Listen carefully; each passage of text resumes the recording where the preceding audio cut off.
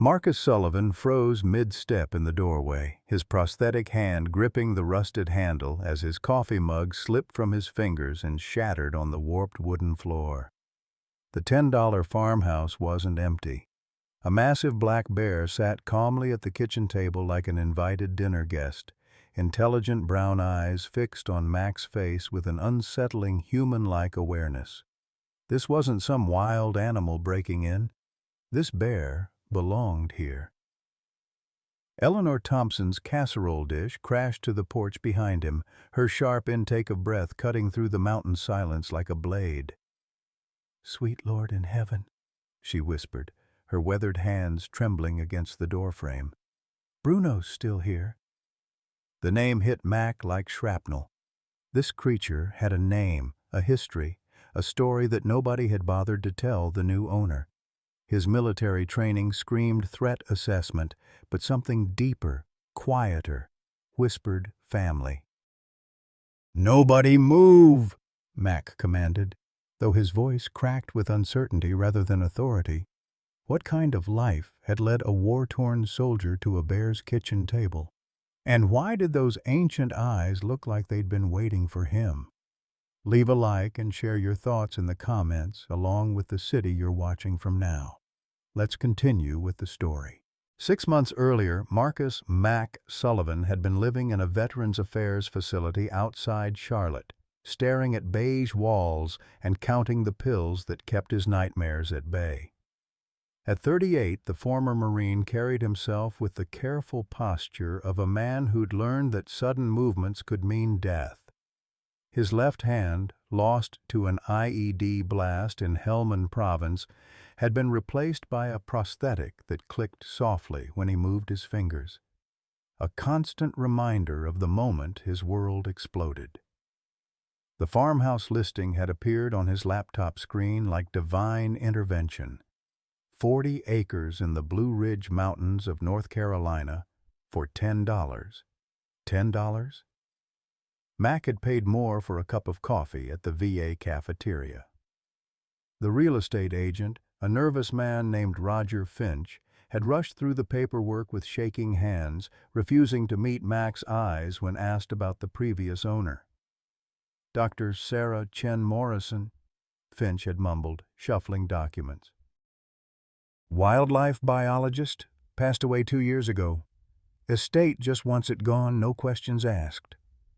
The speed of the transaction should have raised red flags, but Mac wasn't looking for explanations. He was looking for a place to disappear quietly. The drive from Charlotte to the mountains had taken 3 hours through winding roads that carved through dense forests where black bears were known to roam. Mac had chosen North Carolina specifically for its isolation, its distance from anyone who might recognize the haunted Marine who'd once been featured on the evening news as a local hero. Hero. The word tasted like ashes in his mouth. The farmhouse itself sat at the end of a dirt road that hadn't seen maintenance in years. 3 bedrooms, 1 bathroom, and a kitchen that looked frozen in 1985. The previous owner had clearly loved the place. Evidence of careful maintenance showed in hand-painted windowsills and a vegetable garden that had gone wild but still produced tomatoes. A wraparound porch overlooked acres of untamed meadow that stretched toward the forest line. Mac had planned to live simply, grow his own food, maybe raise a few chickens, avoid human contact except for necessary trips to town. The nearest neighbor, according to the property survey, lived a quarter-mile away, close enough for emergencies, far enough for privacy. He'd brought only the essentials: his military duffel bag, a box of medical supplies, and the .45 pistol he'd carried since Afghanistan, though he hoped never to need it again. The first 2 days had been peaceful. Mac had spent his time clearing debris from the porch, testing the well water, and discovering that the previous owner had left behind more than furniture. Sarah Chen Morrison had been a woman of science and compassion, her bookshelves lined with wildlife research journals, her walls decorated with photographs of rehabilitated animals being released back into the wild. It was on the third morning, carrying his coffee to the kitchen table where he planned to read her research notes, that Mac's new life collided with the impossible reality that some residents of the farmhouse had never actually left. The standoff lasted exactly 97 seconds. Mac counted them the way his drill sergeant had taught him to count under fire. Bruno remained motionless at the kitchen table, massive shoulders rising and falling with each deliberate breath, while Mac's hand instinctively moved toward his hip where his sidearm usually rested. The bear's collar, he now noticed, was custom leather with brass fittings, worn smooth by years of wear. This wasn't some random wild animal that had wandered in through an open door. Eleanor Thompson's voice broke the silence from behind him. "Easy now, honey," she whispered, though Mac couldn't tell if she was talking to him or the bear. "Bruno won't hurt you. That boy's gentle as a lamb, always has been." The casual way she said the name, Bruno, sent a chill down Mac's spine. Everyone in this mountain community knew about the bear except him. Mac slowly crouched to retrieve a piece of his shattered coffee mug, keeping his eyes locked on Bruno's.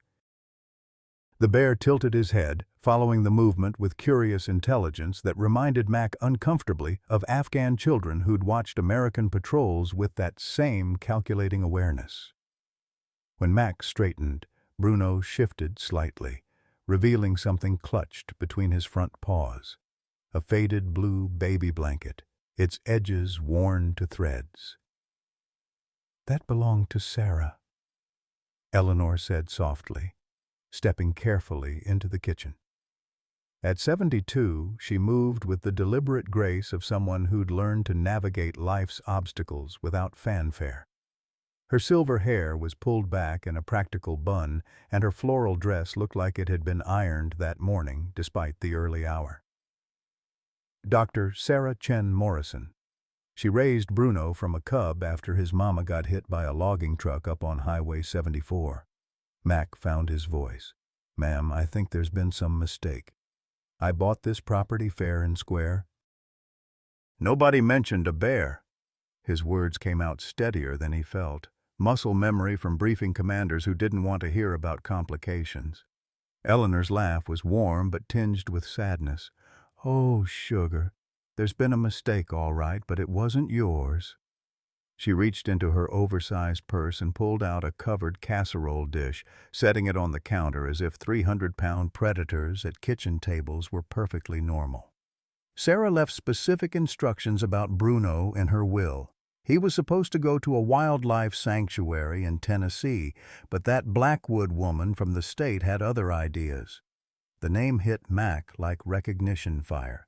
"Victoria Blackwood? You know her?" Eleanor's eyebrows shot up. "Heard the name at the VA. Some kind of wildlife control officer. Reputation for being thorough." Mac had actually heard much worse. Stories of Blackwood's aggressive enforcement policies that had resulted in the destruction of several problem animals whose only crime had been existing in proximity to human habitation. Bruno made a soft, huffing sound, almost like a sigh, and gently placed the baby blanket on the table between his paws. The gesture was so deliberately human that Mac felt his worldview tilt slightly off its axis. In Afghanistan, he'd learned to trust his instincts about which locals were friendly and which ones were planning to plant IEDs along patrol routes. Every fiber of his military training said this situation was dangerous. But something deeper, the part of him that had grown up on his grandfather's ranch in Montana, recognized something else entirely. "Why didn't the real estate agent tell me?" Mac asked, though he suspected he already knew the answer. Eleanor's expression darkened. "Because Victoria Blackwood made it clear that Bruno was going to be handled one way or another. Roger Finch probably figured if he sold the place fast enough to someone who didn't know, maybe Bruno would just disappear into the mountains before anyone official came looking." Mac studied Bruno's face, noting the intelligence in those dark eyes, the way the bear seemed to be following their conversation. "How long has he been alone here?" 2 years, give or take." I've been leaving food when I can, but Victoria's got people watching. Too much attention, and Eleanor made a throat-cutting gesture. That woman's got a particular hatred for bears, and Bruno's at the top of her list. The morning sun streaming through the kitchen window caught the metal of Bruno's collar tag, and Mac could make out an engraved phone number. Sarah Chen Morrison had clearly loved this animal enough to risk everything for him. The question now was whether Mac Sullivan, a broken-down Marine who'd come here to disappear, had enough left in him to continue that fight. Bruno shifted again, this time standing to his full height. Mac's breath caught as the bear approached, moving with surprising grace for something so massive. But instead of aggression, Bruno simply sniffed at Mac's prosthetic hand, then looked up with what could only be described as acceptance. "Well," Mac said quietly, "I guess we're roommates now." 3 days into his bizarre cohabitation with Bruno, Mac discovered the hidden compartment purely by accident. He'd been trying to fix a wobbly leg on Sarah's old oak desk when his prosthetic hand slipped, catching the corner of what he'd assumed was a solid drawer bottom. The wood panel shifted, revealing a space lined with oilcloth and containing a stack of leather-bound journals, video equipment, and a manila envelope marked "For emergency use only" in Sarah's careful handwriting. The first journal entry was dated 6 years earlier. Bruno arrived today, estimated 6 weeks old, severely dehydrated and hypothermic. Mother killed by logging truck on Route 74. Cub would have died within hours if hikers hadn't found him. Official protocol requires euthanization of cubs this young, but I can't bring myself to follow it. Taking him home for observation. Mac flipped through pages documenting Bruno's growth, his learning patterns, his remarkable intelligence. Sarah had been meticulous in her record-keeping, noting everything from Bruno's favorite foods to his emotional responses to different situations. One entry stopped Mac cold. Bruno recognizes individual humans by scent and body language patterns. Today, he correctly identified Mr. Patterson's anxiety attack before Mr. Patterson was even aware of it himself. This level of emotional intelligence in a black bear is unprecedented. The video footage was even more remarkable. Mac plugged Sarah's ancient laptop into the kitchen outlet and watched hours of documentation. Bruno opening doors by turning handles. Bruno using basic tools to reach food. Bruno responding to simple sign language commands. In one video, Bruno brought Sarah her inhaler during what appeared to be an asthma attack, then sat patiently while she recovered. But it was the final video that made Mac's blood run cold. Sarah, visibly weak and wearing a hospital bracelet, spoke directly to the camera with urgent intensity. "If you're watching this, something has happened to me and Bruno is alone. Victoria Blackwood has made it clear that she intends to have Bruno destroyed the moment I'm no longer able to protect him. She's fabricated reports about aggressive behavior, manufactured incidents that never happened. This bear has never shown aggression toward a human being in his entire life." Sarah leaned closer to the camera, her voice dropping to a whisper. "There's something else. The property sale. I arranged it specifically. If I don't survive this illness, the house goes to Marcus Sullivan, a Marine veteran from Charlotte. I've been following his story in the news. He lost his hand in service, struggles with PTSD, and needs purpose as much as Bruno needs protection. They can save each other." Mac sat back, stunned. Sarah had orchestrated his arrival from beyond the grave. But before he could process this revelation fully, the sound of vehicles crunching up the gravel driveway sent both him and Bruno to the front window. 3 official vehicles had pulled up, 2 white trucks marked NC Wildlife Control, and a black SUV with government plates. Victoria Blackwood emerged from the SUV like a general preparing for battle. She was tall and sharp-featured, her blonde hair pulled back in a severe bun, wearing tactical pants and a vest marked Wildlife Enforcement. Behind her came 4 officers carrying tranquilizer guns and metal restraint poles. "Bruno," Victoria called out, her voice carrying the authority of someone accustomed to being obeyed. "We know you're in there. Mr. Sullivan, under North Carolina General Statute 113-291.1, you are harboring a dangerous wild animal without proper permits. Open the door immediately." Mac glanced at Bruno, who had moved to stand between him and the front door, every muscle in the bear's body tense. "Stay calm, buddy," Mac murmured, though his own heart was racing. He opened the door but positioned himself to block the entrance. Victoria's smile was razor-thin. "Mr. Sullivan, I'm Victoria Blackwood, Director of Wildlife Control for this region. I assume you're unaware that you're currently housing an extremely dangerous predator." "Dangerous?" Mac kept his voice level. "He's been nothing but gentle." "That's what they all say right before someone gets mauled." Victoria consulted her clipboard with theatrical precision. "This animal has been reported for aggressive behavior toward hikers, property destruction, and threatening domestic animals. Under state law, I have authority to remove him immediately for public safety." Eleanor's voice rang out from behind the wildlife control team. "Victoria Blackwood, you stop right there." The elderly woman marched up the driveway with a fury that made her seem 20 years younger. "Don't you dare spread those lies about Bruno. That bear has never hurt a soul, and you know it." Victoria's composed facade cracked slightly. "Mrs. Thompson, please step back. This is official business." "Official business, my foot!" Eleanor planted herself between Victoria and the house. "I've lived next door to that bear for 6 years. I've seen him play gentle as can be with the Henderson children. I've watched him bring injured birds to Sarah for healing.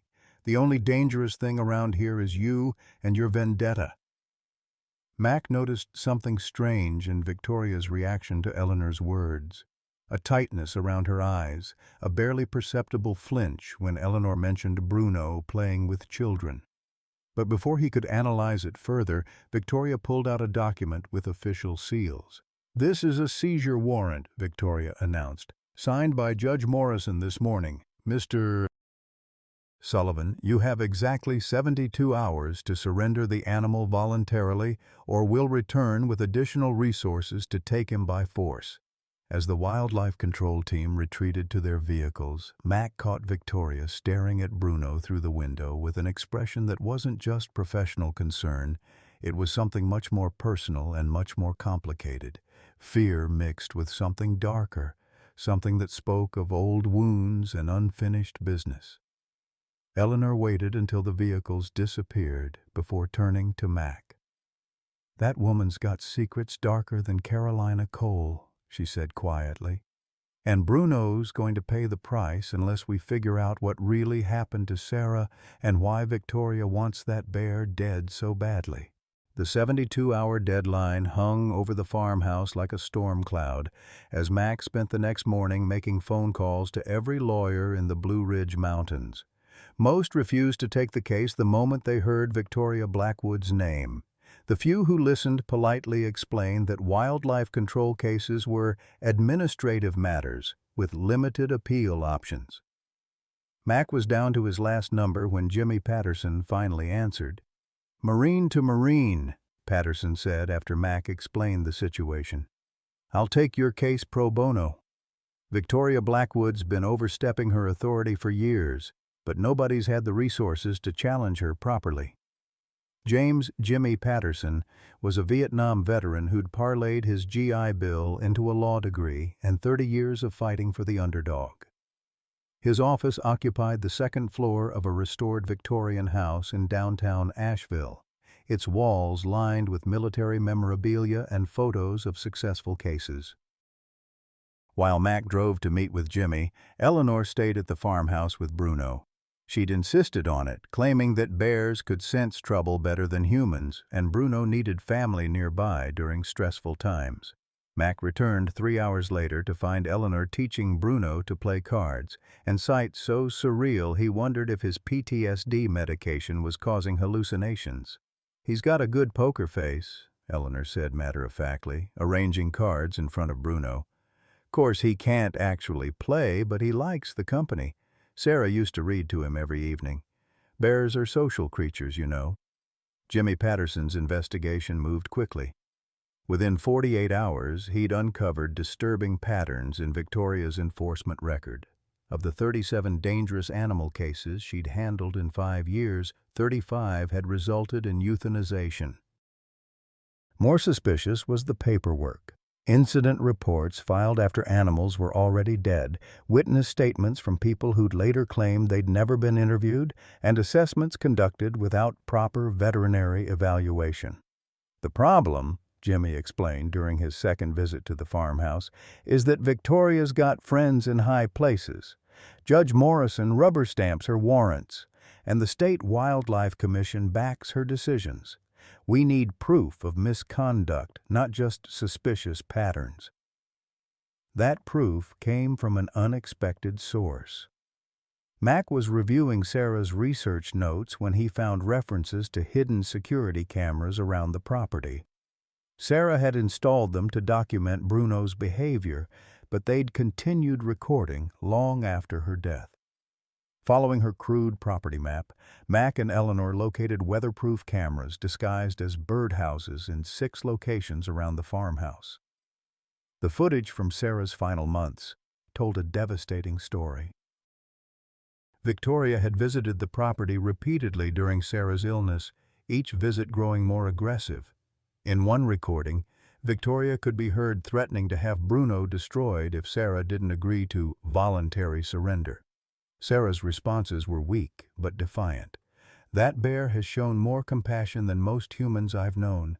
I won't let you murder him because of your personal issues." But the most damning footage was dated 3 weeks before Sarah's supposed death from cancer. Victoria stood in the farmhouse kitchen, facing a camera she obviously didn't know existed, speaking to someone off-screen. "The Chen Morrison woman is more resilient than expected," Victoria said. "We may need to accelerate the timeline. Once she's out of the picture, the bear becomes a public safety hazard by default." Mac felt his blood pressure spike as he watched Victoria continue. "I've already prepared the incident reports. 3 hikers attacked, 1 child bitten, property destruction. By the time anyone thinks to investigate, the animal will be disposed of and the case will be closed." Eleanor's sharp intake of breath drew Mac's attention to another detail in the footage. Visible in the background was a familiar manila envelope, the same emergency use only envelope Mac had found in Sarah's desk. But in this recording, the envelope was in Victoria's hands. "She stole Sarah's evidence," Eleanor whispered. "Whatever Sarah had that could protect Bruno, Victoria took it." The revelation that Victoria had been planning Bruno's destruction for months changed the nature of their fight. This wasn't about wildlife management, it was personal. But understanding Victoria's motivation required digging into her past, and Eleanor proved unexpectedly helpful in that regard. "Victoria grew up in these mountains," Eleanor said as they sat on the porch that evening, Bruno stretched out between them like a massive furry rug. "Her daddy was Claude Blackwood, owned the lumber mill that's been closed for 20 years. Mean drunk, that one. Used to beat on Victoria's mama something fierce." Mac processed this information while scratching behind Bruno's ears. "What happened to the family?" Eleanor's expression grew troubled. "Victoria's mama disappeared when Victoria was maybe 8 years old. Just vanished one night. Claude claimed she ran off with another man, but folks whispered she might be buried somewhere in these woods. Victoria got passed around to relatives after that, never stayed anywhere long." The pieces of Victoria's psychology were starting to form a disturbing picture. A traumatized child who'd lost her mother, raised by an abusive father in isolated mountain country where violence was often hidden behind closed doors. But Mac still couldn't understand the specific hatred for Bruno. The answer came from an unexpected source. While researching Victoria's employment history, Jimmy Patterson discovered that she'd worked briefly for a private zoo in Tennessee before joining Wildlife Control. The zoo's insurance records, obtained through legal discovery, revealed an incident 15 years earlier where Victoria had been severely injured by an Asiatic black bear during routine maintenance procedures. She was hospitalized for 6 weeks, Jimmy explained over the phone. Facial lacerations, broken ribs, psychological trauma. The zoo settled quietly, paid her medical bills, and she left the job immediately. Started with Wildlife Control 6 months later. Mac shared this information with Eleanor, who connected the final dots. "That's why she flinches when people mention bears around children," Eleanor said. "Victoria sees every bear as the one that hurt her, and every child as herself at 8 years old, powerless and abandoned." Understanding Victoria's trauma made her actions more comprehensible but no less dangerous. If anything, it revealed the depth of her psychological investment in destroying Bruno. This wasn't just about following regulations, it was about exercising personal demons. Their legal strategy shifted accordingly. Instead of simply fighting the seizure warrant, Jimmy began building a case for Victoria's removal from the case due to personal bias and conflict of interest. But they needed more evidence, and time was running out. The breakthrough came from Bruno himself. On the morning of their final day before the warrant took effect, Mac noticed Bruno behaving strangely. The bear kept walking to the edge of the property and staring into the forest, his ears pricked forward as if listening to something human ears couldn't detect. When Mac followed Bruno's gaze, he spotted the glint of metal among the trees. Moving carefully through the underbrush, Mac discovered a sophisticated surveillance setup, motion-activated cameras, audio recording equipment, and what appeared to be scent-tracking devices. The equipment was too advanced for standard wildlife monitoring. This was the kind of gear used for tracking humans. Eleanor's reaction when Mac showed her the photos was immediate and visceral. "That's military equipment," she said with certainty. "My late husband served in Army intelligence. That's not wildlife control gear, that's for hunting people." Jimmy Patterson's excitement was palpable when they delivered the evidence. "This changes everything," he said. "Victoria's been conducting illegal surveillance on private property. If we can prove she's been tracking your movements, your conversations, your daily routines, we can get restraining orders, harassment charges, maybe even civil rights violations." But as they celebrated this potential legal victory, none of them noticed the black SUV parked on the ridge overlooking the farmhouse, or the figure watching them through high-powered binoculars. Victoria Blackwood had been planning this confrontation for longer than any of them realized, and she had no intention of letting legal technicalities interfere with what she saw as her mission. The final piece of Victoria's plan became clear when Mac's phone rang at midnight. The voice on the other end was electronically distorted, but the message was crystal clear. "You have 12 hours to surrender the bear voluntarily. After that, we come with everything we've got, and accidents happen during dangerous animal captures. Your choice." As Mac hung up the phone, Bruno moved to stand beside him, the bear's massive presence somehow both comforting and heartbreaking.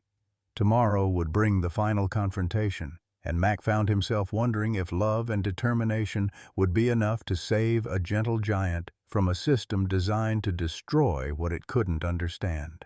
Dawn broke gray and ominous over the Blue Ridge Mountains as Mac watched a convoy of vehicles snake up the mountain road toward his property.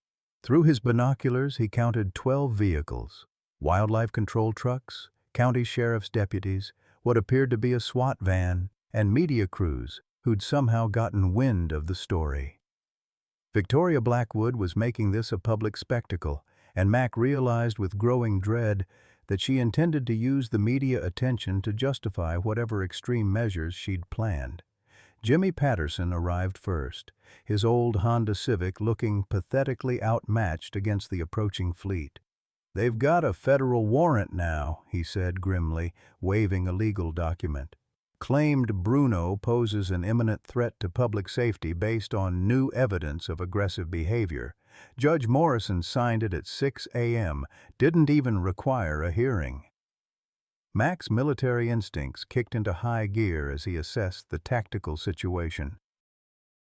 The farmhouse sat in a valley with limited escape routes, surrounded by dense forest that would provide cover but also isolate them from potential allies. Bruno seemed to sense the approaching danger, pacing restlessly between the kitchen and front door, his massive head turning toward every sound from outside. Eleanor had arrived before dawn, carrying a thermos of coffee and wearing her late husband's military surplus jacket-like armor. "Harold always said the hardest battles are fought on the home front," she declared, taking up position on the front porch. "I'm not leaving my boys to face this alone." The first vehicle to reach the property was Victoria's black SUV, followed immediately by a truck carrying specialized animal restraint equipment that looked more suited for capturing dangerous predators than managing a gentle bear who'd never shown aggression. Victoria emerged wearing full tactical gear, including a bulletproof vest marked wildlife enforcement, and carrying what appeared to be a high-powered tranquilizer rifle. "Mr. Sullivan?" Victoria called through a megaphone, her amplified voice echoing off the mountain walls. "You have 5 minutes to exit the premises and surrender the dangerous animal for immediate transport. Failure to comply will result in forced entry and potential charges of endangering public safety." Mac stepped onto the porch, Jimmy beside him, while Bruno remained visible through the front window, a deliberate choice to show the bear's calm demeanor. "We're requesting a formal hearing before any action is taken," Jimmy called back. "This animal has shown no aggressive behavior and poses no threat to public safety." Victoria's laugh was sharp and without humor. "The time for hearings has passed, Counselor. We have documented evidence of aggressive incidents and expert testimony confirming this animal's dangerous nature." She gestured to a man in a white coat standing beside one of the trucks. "Dr. Marcus Wendell, certified wildlife behaviorist, has reviewed the case files and determined immediate removal is necessary." Eleanor's voice cut through the morning air like a blade.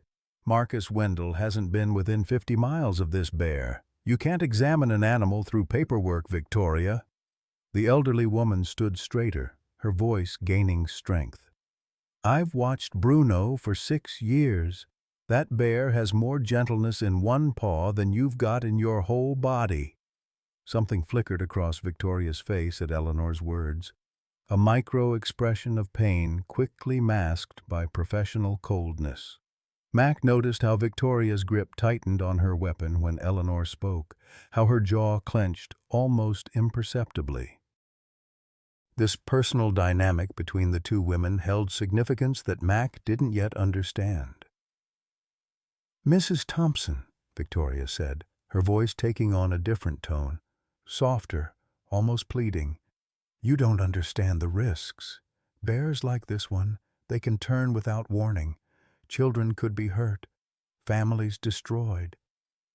The last words carried weight beyond their literal meaning, and Mac saw Eleanor's expression shift to something resembling recognition. "Oh, honey," Eleanor whispered, her voice carrying across the space between them. "Is that what you think happened to you? That some bear stole your childhood, your mama, your sense of safety?" Eleanor took a step forward despite the weapons pointed in her direction. "That's not what happened, and you know it." Victoria's professional composure cracked visibly. "Stand down, Mrs. Thompson. This is not about the past. This is about preventing future tragedies." But her voice shook slightly, and Mac noticed her hands trembling as she adjusted her equipment. The standoff intensified when news crews began setting up cameras along the property line.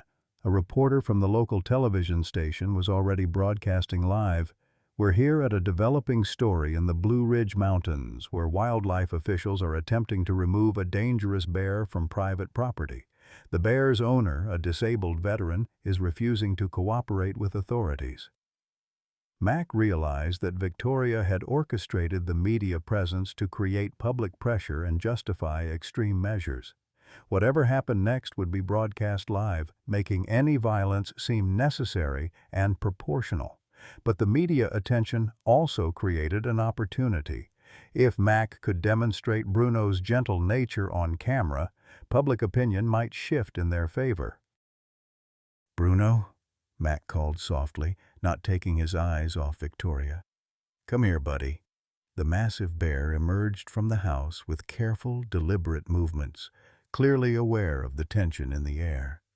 Bruno approached Mac and sat beside him on the porch, his enormous frame dwarfing the human, but his posture completely non-threatening. The sight of a 300-pound black bear calmly taking direction from a one-handed veteran created a striking visual that the cameras captured in detail. Victoria raised her tranquilizer rifle, but hesitated as murmurs rippled through the crowd of officials and media personnel. Several officers exchanged glances, clearly uncomfortable with the optics of shooting a calm animal on live television. Even Dr. Wendell appeared uncertain, consulting his clipboard with obvious confusion. "That doesn't look like a dangerous animal," one of the camera operators said loudly enough for the microphones to pick up. "Looks like a big dog sitting with his owner." The comment seemed to snap something inside Victoria. "Appearances are deceiving," she shouted, her professional facade completely abandoned now. "This animal killed my—" She stopped abruptly, realizing she'd said too much, but the damage was done. The cameras had captured her emotional outburst, and Mac saw several officials exchanging meaningful looks. Jimmy Patterson stepped forward, sensing an opportunity. "Your Honor, Director Blackwood, did you just reference a personal incident involving a bear? If so, you should recuse yourself from this case due to conflict of interest." Victoria's face flushed red as she realized her mistake. "I misspoke. This is about current threats, not past incidents." But her voice lacked conviction, and Mac could see doubt spreading through the assembled officials like ripples in a pond. Eleanor chose that moment to make her move.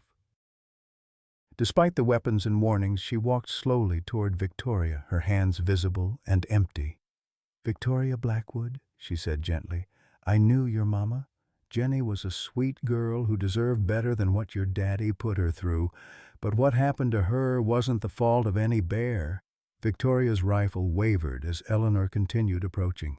"Your mama died trying to protect you from Claude's anger, honey. She ran into those woods to lead him away from the house while you were sleeping. The bear they found her with, that was just nature claiming what was already gone." The revelation hit the assembled crowd like a physical blow. Mac watched Victoria's face cycle through emotions: denial, recognition, grief, and finally, a desperate kind of fury. She raised the tranquilizer rifle again, but her hands were shaking so badly, Mac worried about accidental discharge. "She was killed by a bear," Victoria whispered, but the words sounded hollow even to her. "The report said the investigation concluded what your daddy told them to conclude," Eleanor said firmly. "Claude Blackwood had friends in the sheriff's department. But your mama's body was found 3 days after she disappeared, Victoria. 3 days in the woods in summer. That bear was just doing what bears do, trying to eat. It didn't kill her." The truth hung in the mountain air like morning fog, visible to everyone present. Victoria's entire career, her crusade against dangerous bears, her determination to destroy Bruno, all of it built on a lie she'd told herself to survive childhood trauma. As Victoria struggled with this revelation, Mac made a decision that would change everything. He stood up slowly, Bruno remaining calmly beside him, and addressed the cameras directly. "My name is Marcus Sullivan. I'm a Marine veteran who came to these mountains looking for peace. and I found a family instead. This bear, Bruno, has shown me more loyalty and understanding than most humans ever will. If protecting him makes me a criminal, then I guess I'm a criminal." The live broadcast carried Mac's words across western North Carolina and beyond, setting in motion a chain of events that none of them could have anticipated. The tranquilizer dart hit Bruno in the shoulder before Mac could react. Victoria had fired while the cameras were focused on Mac's speech, her hands still shaking, but her aim true. Bruno let out a confused grunt, looking down at the dart protruding from his fur with an almost human expression of betrayal. He took 2 steps toward Mac before his massive legs began to buckle. "No!" Mac lunged forward, catching Bruno's enormous head as the bear collapsed. 300 pounds of dead weight drove Mac to his knees on the porch, his prosthetic hand grinding against the wooden boards as he tried to support his friend. Bruno's dark eyes remained open, aware but unable to move, fixed on Mac's face with what looked like an apology. Eleanor's scream cut through the morning air like breaking glass. "You monster! He wasn't attacking anyone." "He was just sitting there." She rushed toward Victoria, her elderly frame trembling with rage, but 2 officers intercepted her, holding her back as she fought to reach the woman who'd shot Bruno. The media crews captured everything. Mac cradling the paralyzed bear, tears streaming down his face, Eleanor being restrained while screaming accusations, Victoria standing frozen with the tranquilizer rifle, staring at what she'd done with growing horror. The live broadcast was already being shared across social media, the hashtag #SaveBruno trending within minutes. "Load him up," Victoria ordered, but her voice cracked on the words. The animal control team approached with a mechanical lift and metal transport cage, the kind used for dangerous predators bound for euthanization. Mac refused to let go of Bruno, staying with the bear even as they loaded him onto the truck. "Where are you taking him?" Mac demanded, his voice raw with emotion. Victoria consulted her clipboard with shaking hands. "Regional Wildlife Facility for Assessment and Processing." The euphemism hung in the air like a death sentence. Everyone present understood that Bruno would be dead by sunset. Jimmy Patterson stepped forward, legal documents in hand. "I'm filing an immediate injunction to prevent destruction of the animal pending appeal." But even as he spoke, Mac could see the futility in the lawyer's eyes. The system was designed to move quickly once an animal was classified as dangerous, and appeals took weeks that Bruno didn't have. As the transport truck pulled away with Bruno inside, Mac felt something inside himself break completely. The bear who'd never shown aggression to anyone was being taken to his death because of one woman's inability to process childhood trauma. Mac's PTSD, which he'd been managing through routine and medication, exploded back to full force. His hands began shaking uncontrollably, and his vision tunneled as panic set in. Eleanor, released by the officers, rushed to Mac's side. "Breathe, honey," she whispered, recognizing the signs of a breakdown. "In through your nose, out through your mouth. Harold used to get these after Korea." Her steady presence anchored Mac as his mind fought to stay in the present instead of spiraling back to Afghanistan, and the moment he'd lost his hand. The media attention intensified throughout the day. By noon, the story had been picked up by national news outlets. Veterans bear seized by wildlife officials, competed with dangerous animal removed from private property, depending on the news source's perspective. The video footage of Bruno's gentle behavior, followed by his sudden tranquilization, created a stark narrative that even Victoria's supporters found difficult to defend. But public opinion couldn't change the bureaucratic machinery already in motion. Mac spent the afternoon calling every government official he could reach, from county commissioners to state legislators. Most expressed sympathy, but claimed their hands were tied by existing regulations. Wildlife control decisions were considered administrative matters with limited oversight. Eleanor proved more effective at grassroots organizing. She worked the phones with military precision, contacting every church, community group, and veterans organization in 3 counties. By evening, protest groups were forming outside the regional wildlife facility where Bruno was being held. Local news crews covered the vigil as supporters held signs reading, "Bruno never hurt anyone," and "Stop the execution." Victoria watched the protests from her office window, the tranquilizer rifle now secured in an evidence locker. Her hands still shook when she tried to drink coffee, and she'd replayed Eleanor's words about her mother hundreds of times. The certainty that had driven her career was crumbling, replaced by doubt that gnawed at her like physical pain. Dr. Marcus Wendell, the wildlife behaviorist Victoria had brought in to legitimize Bruno's destruction, submitted his report that evening.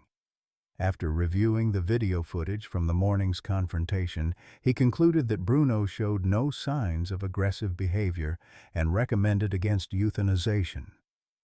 Victoria stared at the report in disbelief. Her expert witness had just undermined her entire case. Mac's breaking point came at 8 p.m. when he received a call from a sympathetic employee at the wildlife facility. "They're scheduling the procedure for first thing tomorrow morning," the voice said quietly. "I'm sorry. There's nothing more we can do through official channels." The finality of it hit Mac like an IED blast. Bruno, gentle, intelligent Bruno, who'd never hurt anyone, would be dead in 12 hours because the system couldn't distinguish between a dangerous predator and a trauma survivor who happened to weigh 300 pounds. Mac's vision blurred as tears mixed with rage, and he found himself reaching for the .45 pistol he kept in his bedroom dresser. Eleanor found him sitting on his bed, staring at the weapon with hollow eyes. "Oh, honey," she said softly, settling beside him with the careful movements of someone approaching a wounded animal. "I know that look. Harold had it too sometimes. The look of a man who's thinking about permanent solutions to temporary problems." "It's not temporary," Mac said, his voice flat and emotionless. "They're going to kill him tomorrow morning, the best friend I've ever had, and I can't save him. What's the point of surviving Afghanistan if I can't protect one innocent creature from dying?" Eleanor took the pistol from Mac's trembling hands and set it aside. "The point, Sugar, is that surviving means you're still here to fight. And sometimes fighting means doing something nobody expects." She stood up with renewed energy, her elderly frame suddenly animated with purpose. "We've been trying to work within their system. Maybe it's time to work outside it." "What are you talking about?" Eleanor's smile was mysterious and slightly dangerous. "Harold wasn't just Army intelligence, honey. He taught me a few things about creative problem solving. That wildlife facility has security, but it's designed to keep animals in, not determine people out." She patted Mac's shoulder. "Besides, I've got some advantages they won't be expecting." "Eleanor, you're talking about breaking the law. I'm talking about breaking an unjust law to save an innocent life," she corrected. "Sometimes that's what morality requires, even when it's inconvenient." She moved toward the door, then paused. "The question is, are you a Marine who follows orders or a Marine who does what's right?" Mac looked out the window toward the mountains where Bruno was spending what might be his last night alive.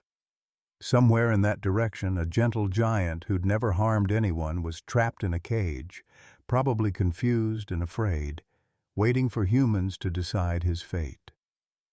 The thought of Bruno dying alone, wondering why the family he'd trusted had abandoned him, made Mac's decision for him. "What did you have in mind?" he asked. Eleanor's grin was equal parts grandmother and guerrilla fighter. "Well, honey, it just so happens that Gladys Morrison, Judge Morrison's wife, owes me a favor from when I helped her cover up her nephew's drunk driving incident last year. And Gladys works the night shift at the wildlife facility." As they began planning what could only be described as a jailbreak, Mac felt something he hadn't experienced since Afghanistan. The clarity that comes from fighting for something bigger than yourself, regardless of the consequences. The wildlife facility sat in a valley 20 miles from Mac's farmhouse, surrounded by chain-link fencing topped with razor wire that gleamed under the security lights. Mac and Eleanor parked a quarter-mile away, hidden among the trees where Harold Thompson had once taught his wife to track enemy movements during their private military exercises. Eleanor moved through the forest with surprising stealth for a 72-year-old woman, her late husband's tactical training still sharp after all these years. "Gladys will unlock the rear service entrance at exactly 2 a.m., Eleanor whispered, checking her watch. "We have a 15-minute window before the next security patrol. Harold always said timing was everything in operations like this." She handed Mac a pair of bolt cutters she'd produced from her oversized purse. "These should handle the cage locks." Mac's military training kicked in as they approached the facility. He identified guard positions, camera angles, and escape routes with automatic precision. The building was designed more for administrative function than high security. Most people didn't break into wildlife facilities to steal dangerous animals.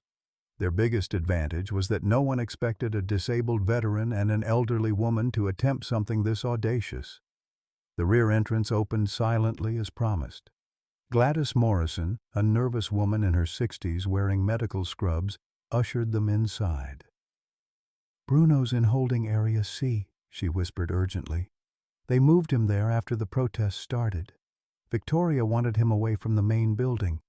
Her hands shook as she handed Eleanor a key ring. "I can't be involved beyond this. If anyone asks, I never saw you." The holding area was a concrete bunker lined with heavy-duty cages designed for large predators. Most were empty, but Mac's heart broke when he saw Bruno in the last cage, lying motionless on a metal floor. The tranquilizer had worn off, but the bear remained listless, his usual alertness replaced by what looked like depression. When Bruno saw Mac approaching, he lifted his massive head with obvious effort, his dark eyes reflecting a mixture of hope and resignation. "Hey, buddy," Mac whispered, kneeling beside the cage. "I'm sorry it took so long. We're getting you out of here." Bruno struggled to his feet, pressing against the cage bars to get closer to Mac. The bear's trust, undiminished despite everything that had happened, made Mac's throat tighten with emotion. Eleanor worked on the lock with surprising skill while Mac kept watch. "Harold taught me lockpicking during the Cold War," she explained quietly. "Said you never knew when you'd need to get somewhere you weren't supposed to be." The lock clicked open just as they heard footsteps in the corridor outside. "Security patrol," Mac hissed, pulling Eleanor behind a bank of filing cabinets. Bruno, sensing the need for silence, remained perfectly still as flashlight beams swept the room. The guards' voices carried clearly in the concrete space. "Protesters finally went home around midnight," one said. "Bunch of bleeding hearts who don't understand that bear could kill someone's kid." Mac bit back a response, focusing on breathing quietly while they waited for the patrol to pass. "Victoria's taking this personal," the second guard replied. "Never seen her so worked up about an animal case. Usually she just processes them and moves on." Their footsteps receded as they continued their rounds, but their conversation revealed something important. Even Victoria's own staff had noticed her unusual behavior regarding Bruno. With the guards gone, Mac opened the cage door and Bruno emerged cautiously. The bear's movements were stiff from confinement, but he immediately pressed against Mac's side in a gesture of pure affection. Eleanor produced a leash from her purse, not for control, but to make their escape look official if anyone spotted them. "Now comes the hard part," Eleanor whispered as they prepared to leave the building. "Getting a 300-pound bear past security cameras without looking suspicious." She consulted a hand-drawn map Harold had made years earlier during one of his reconnaissance exercises around government facilities. "There's a service road that leads directly into the national forest. If we can reach the tree line, they'll never find us." The escape went smoothly until they were 50 yards from the forest edge.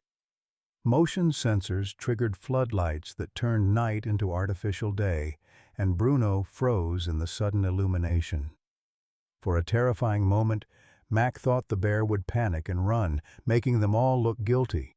Instead, Bruno calmly continued walking, his confidence in Mac complete despite the circumstances.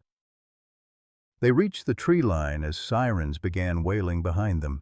Vehicle engines roared to life as security teams mobilized to search for the escaped bear and his accomplices.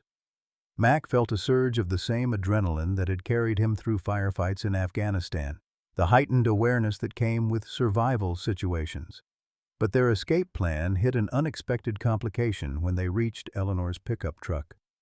Bruno, who'd never ridden in a vehicle, took one look at the truck bed and backed away nervously. No amount of coaxing could convince him to climb aboard, and they could hear search vehicles getting closer. He's too smart, Eleanor realized. Bruno knows vehicles took him away from his home. He's not getting in another one willingly. She looked around desperately as searchlights began sweeping the forest. We need another plan. Mac made a decision that went against every tactical instinct he possessed. Eleanor, take the truck and lead them away from us. Make noise, get their attention, give us time to disappear into the mountains. He knelt beside Bruno, looking into the bear's intelligent eyes. What do you say, buddy? Want to go camping in the woods until this blows over? Eleanor protested the plan until Mac pointed out that a disabled veteran and elderly woman trying to hide a bear in the mountains was absurd enough to work. They'll be looking for vehicles, escape routes, rational behavior. They won't expect us to just vanish into bear country with an actual bear. As Eleanor drove away, her truck backfiring dramatically to draw attention, Mac and Bruno headed deeper into the Appalachian wilderness. The bear seemed to understand they were fugitives now, moving quietly through the underbrush despite his size. Mac's military survival training kicked in as he identified defensible positions and water sources, but he was acutely aware that his skills had been developed for short-term evasion, not indefinite exile. They found shelter in a cave system Harold Thompson had mapped during his exploration of the region. The caves were dry, defensible, and invisible from air searches. Bruno explored the space with obvious relief. This felt like home in a way the concrete facility never could. Mac used his cell phone for one last call to Jimmy Patterson before turning it off to avoid tracking. Jimmy, it's Mac. I've got Bruno, and we're safe for now, but I need you to know, whatever happens to me, this was my choice. Bruno never hurt anyone, and I won't let them kill him for being born a bear. He paused, listening to sirens in the distance. If there's any justice left in this system, find a way to prove Victoria's been lying about everything. The first night in the cave was the longest of Mac's life. Bruno seemed comfortable in the natural environment, but Mac worried about food, water, and what would happen when the authorities realized they weren't coming back voluntarily. His prosthetic hand made wilderness survival more challenging, and he couldn't expect Eleanor to keep supporting them indefinitely. But as dawn broke over the mountains and Bruno settled beside him like a massive, furry security blanket, Mac felt something he hadn't experienced since his injury: absolute moral certainty. They were fugitives now, branded as criminals by a system that valued bureaucracy over justice. Yet for the first time in years, Mac was sleeping peacefully. The sound of helicopters in the distance meant their respite was ending. Victoria had escalated the search to include state resources, probably claiming that an armed veteran and dangerous bear posed an imminent threat to public safety. Mac knew they couldn't hide forever, but he also knew he'd rather die in these mountains with Bruno than watch his friend be executed for crimes he'd never committed. As search teams closed in on their position, Mac realized that their only hope lay not in continued hiding, but in forcing a confrontation that would expose the truth about Victoria's crusade. Sometimes the only way to win an unjust fight was to make the injustice so visible that the world couldn't ignore it. "What do you think, buddy?" Mac asked Bruno as they prepared to leave their temporary sanctuary. "Ready to become the most famous bear in North Carolina?" Bruno's response was to stand up and position himself between Mac and the approaching sounds of the search teams. Even as a fugitive, the bear's first instinct was to protect the human who'd protected him. The truth began unraveling at exactly 11:47 a.m. on a Tuesday morning when 8-year-old Tommy Henderson fell through thin ice on Miller's Creek 2 miles downstream from where Mac and Bruno had been hiding. The boy had been playing with his younger sister while their mother hung laundry, and the autumn-weakened ice gave way under his weight, plunging him into the frigid mountain water. Sarah Henderson's screams echoed across the valley as she watched her son disappear beneath the surface, his small hands clawing desperately at ice edges that kept breaking under his weight. She called 911, but emergency responders were 20 minutes away, and Tommy didn't have 20 minutes. The boy surfaced once, gasping and blue-lipped, before the current pulled him under again. Bruno heard the screams first, his ears pricking forward with alert intensity that Mac had learned to recognize. Without hesitation, the massive bear charged toward the sound, crashing through underbrush with Mac struggling to keep up. When they reached the creek bank, Mac saw the situation with military clarity. Child drowning, mother hysterical, no immediate rescue capability. "Bruno, no!" Mac shouted as the bear plunged into the icy water, but it was too late. 300 pounds of black bear hit the creek with a splash that sent waves across the entire width of the stream. Bruno swam with surprising grace, his powerful limbs cutting through water that would have incapacitated a human within minutes. Mac watched in amazement as Bruno dove beneath the surface, emerging moments later with Tommy Henderson clutched gently in his massive jaws.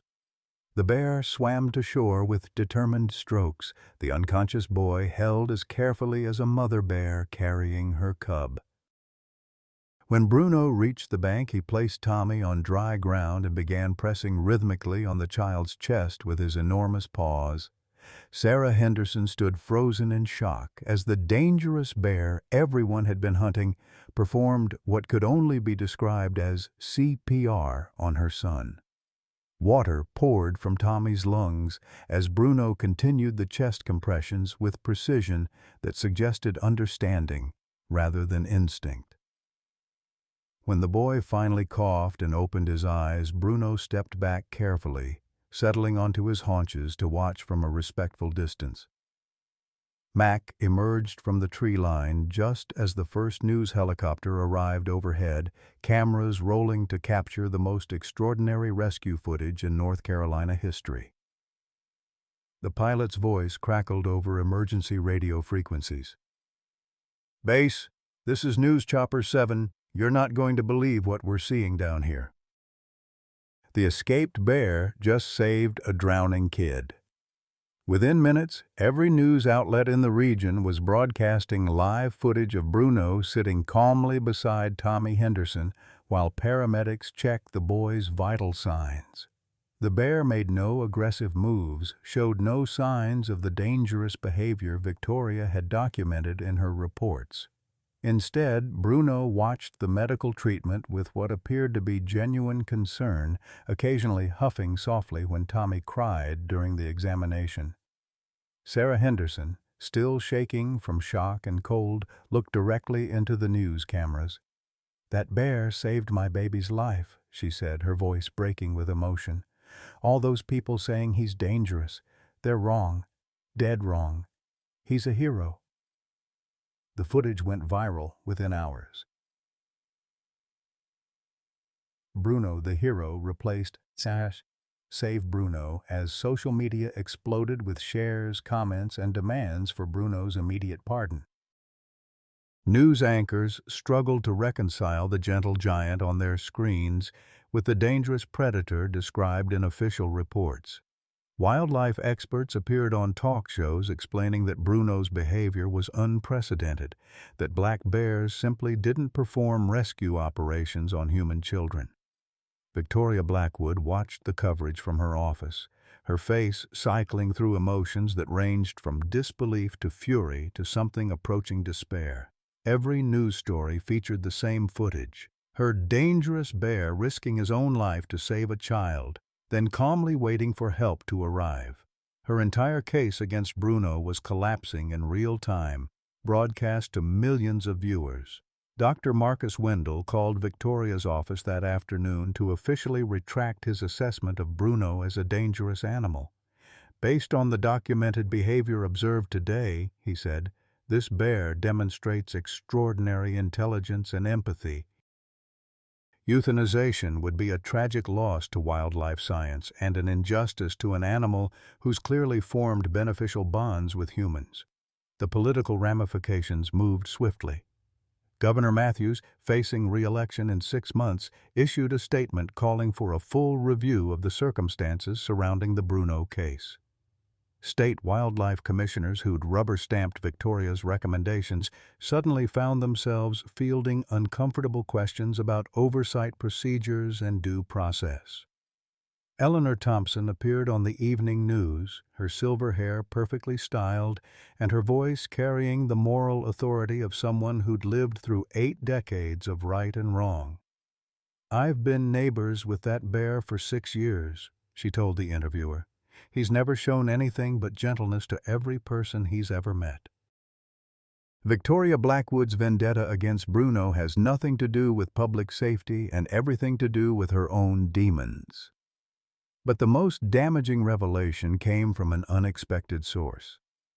Tommy Henderson's rescue had been recorded not just by news helicopters, but by a nature documentary crew that had been filming wildlife in the area. Their high-definition footage captured details that changed everything. Bruno hadn't stumbled upon the drowning by accident. The bear had been watching the Henderson family from a distance, apparently ensuring their safety. This behavior suggests long-term protective instincts toward specific humans, explained Dr. Jennifer Walsh, an animal behaviorist from NC State University. Bruno has been acting as a guardian, not a threat. The level of emotional intelligence demonstrated here is remarkable and completely contradicts every aggressive incident report filed by Victoria Blackwood. Jimmy Patterson seized on the momentum, filing emergency motions to dismiss all charges against Mac and requesting an immediate investigation into Victoria's handling of wildlife cases. "My client and Bruno are heroes, not criminals," he told reporters.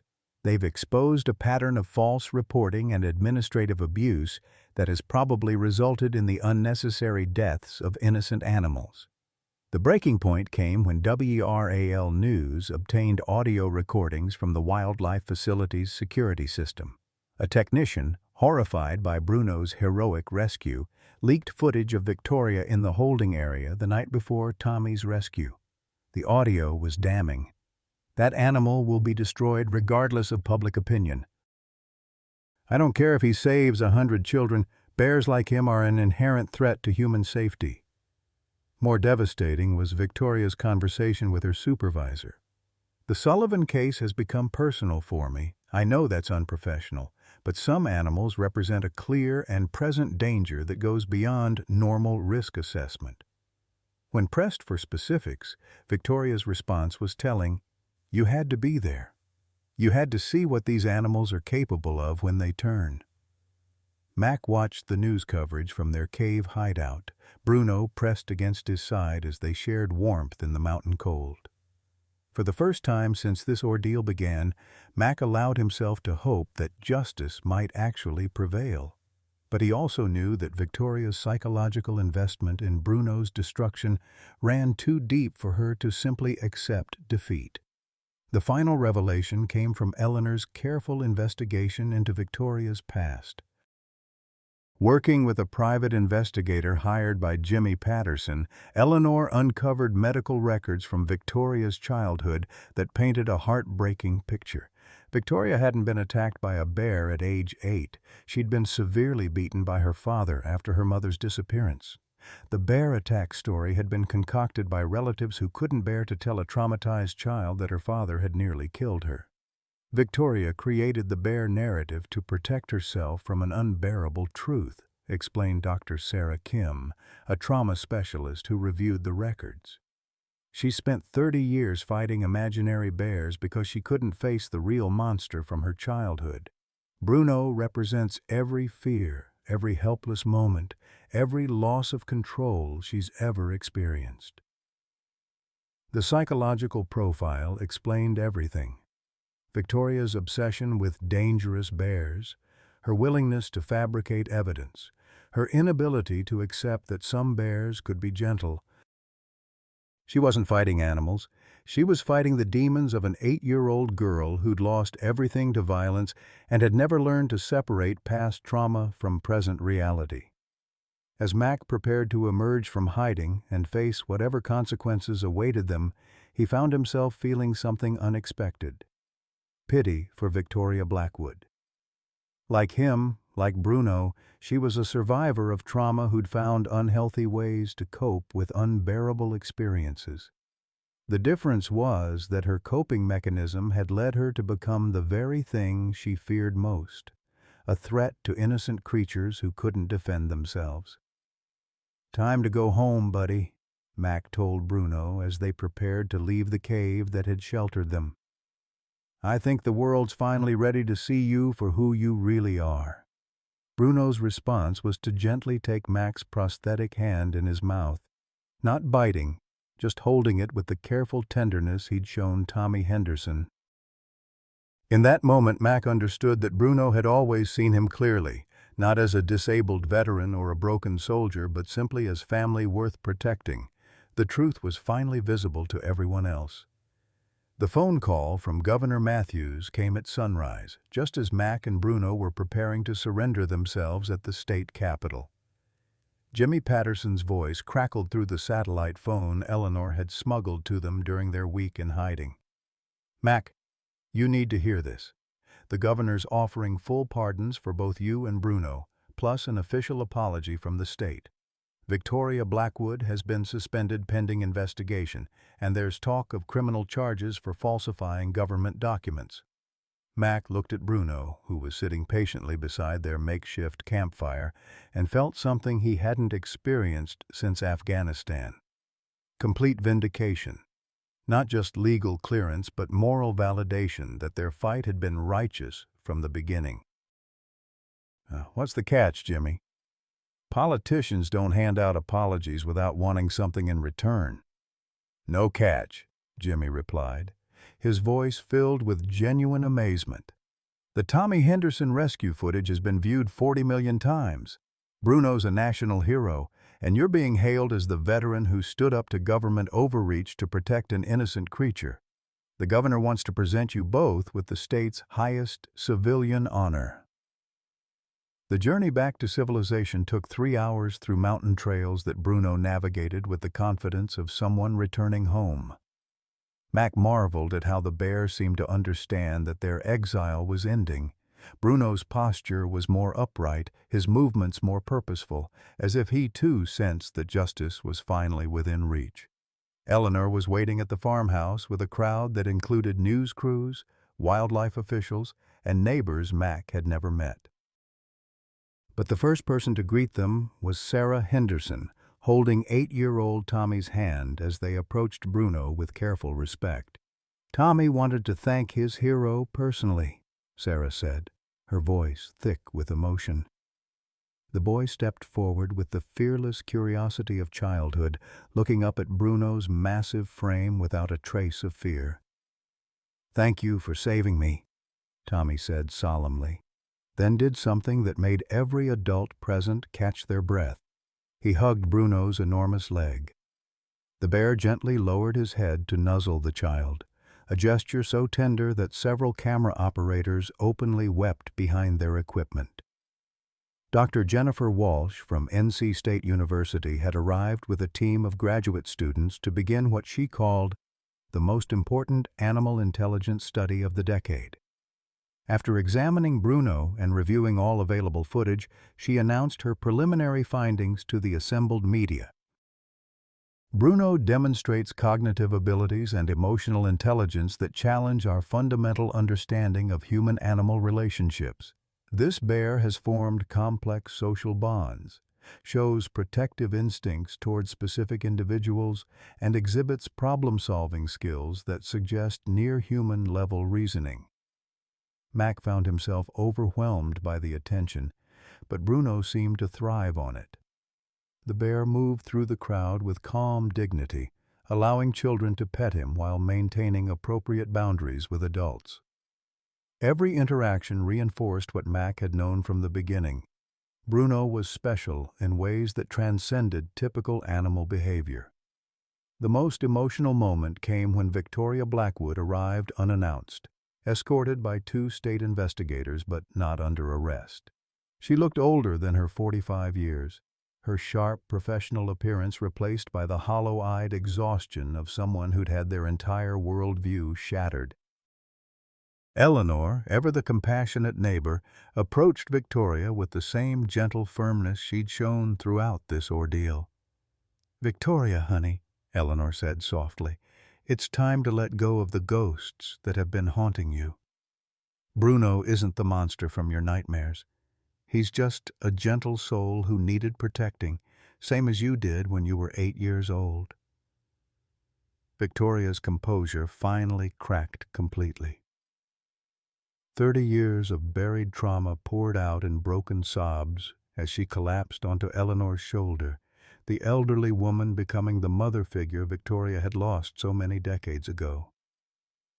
"I've killed so many innocent animals," Victoria whispered through her tears, "all because I couldn't face what really happened to my mama."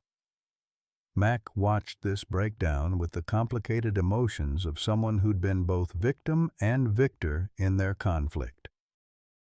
Victoria had tried to destroy Bruno and had made Mac's life hell, but she was also a fellow trauma survivor who'd channeled her pain in destructive directions. When she approached him hesitantly, Mac extended his hand, the prosthetic one, in a gesture of understanding rather than forgiveness. "We've all got demons, Victoria," Mac said quietly. "The difference is what we do when we finally see them clearly." He glanced at Bruno, who was watching the interaction with that uncanny intelligence. Sometimes healing comes from the most unexpected places. The formal ceremony took place a month later in the state capitol, with Bruno becoming the first bear in North Carolina history to receive a civilian commendation. But the real celebration happened back at the farmhouse, where Mac had decided to establish the Bruno Foundation, a sanctuary for veterans struggling with PTSD and a research center for human-animal therapeutic relationships. Eleanor had moved into the guest house permanently, claiming that someone needs to keep you boys out of trouble. Her presence brought a family stability that Mac had never experienced, while Bruno seemed to understand his role as both therapy animal and research subject. Veterans began arriving within weeks, drawn by news stories about the bear who'd helped a broken soldier find purpose again. Dr. Sarah Chen Morrison's research, combined with new studies of Bruno's behavior, led to groundbreaking insights into animal cognition and emotional intelligence. Bruno became the subject of documentaries, scientific papers, and children's books.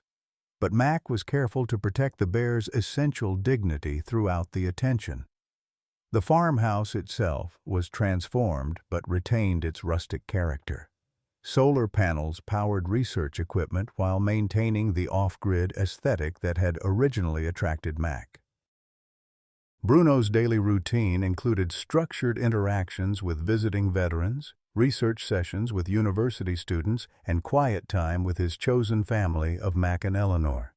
Victoria Blackwood underwent intensive therapy and eventually requested permission to visit Bruno as part of her healing process.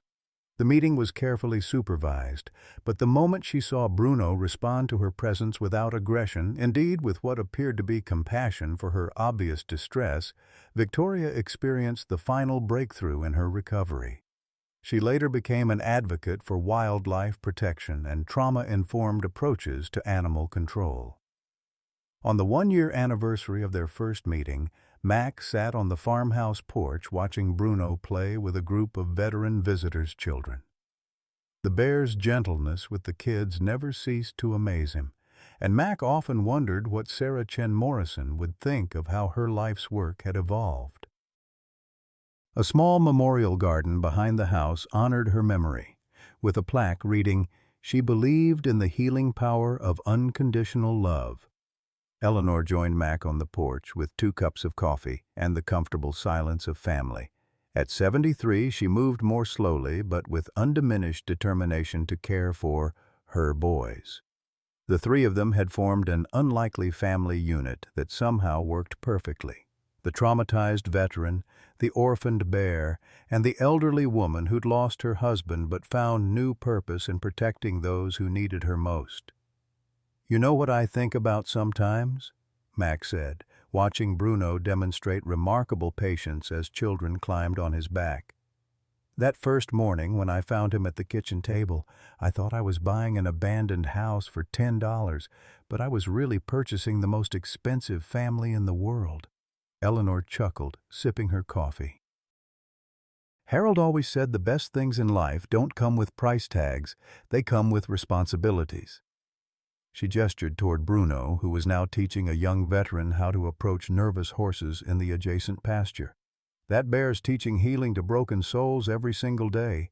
I'd say Sarah's investment is paying dividends she never imagined." As sunset painted the Blue Ridge Mountains in shades of gold and crimson, Mac reflected on the journey that had brought them to this moment of perfect contentment. He'd come to these mountains seeking isolation and found instead a purpose that gave meaning to everything he'd survived. Bruno had transformed from an abandoned bear into a bridge between species, proving that love and understanding could overcome fear and prejudice. The farmhouse that had cost $10 had become priceless, not because of property values, but because it had become home to a family that nobody could have designed, but everyone could recognize as exactly right. Sometimes the most expensive gifts come disguised as the cheapest purchases, and sometimes the family you need finds you in the most unexpected places. At 55-68, you've likely experienced your share of loss, loneliness, and feeling like society has moved past your prime years. Mac's story reminds us that our most meaningful chapters often begin when we think the book is ending. Like Mac, you might feel broken by life's battles, but you still have so much love to give and purpose to discover. Sometimes our greatest gifts come wrapped as our biggest challenges, and family isn't always who we expect. It's who chooses to stay. In a world that often makes seniors feel invisible or burdensome, remember that your capacity for compassion, your wisdom from surviving hardship, and your ability to recognize what truly matters make you invaluable. Every day offers a chance to be someone's guardian angel, to stand up for the voiceless, to create the family your heart needs. Your story isn't over. It might just be getting to the best part. What unexpected family has life brought you that you never saw coming? Have you ever had to choose between following rules and following your heart? And what did that teach you about what really matters?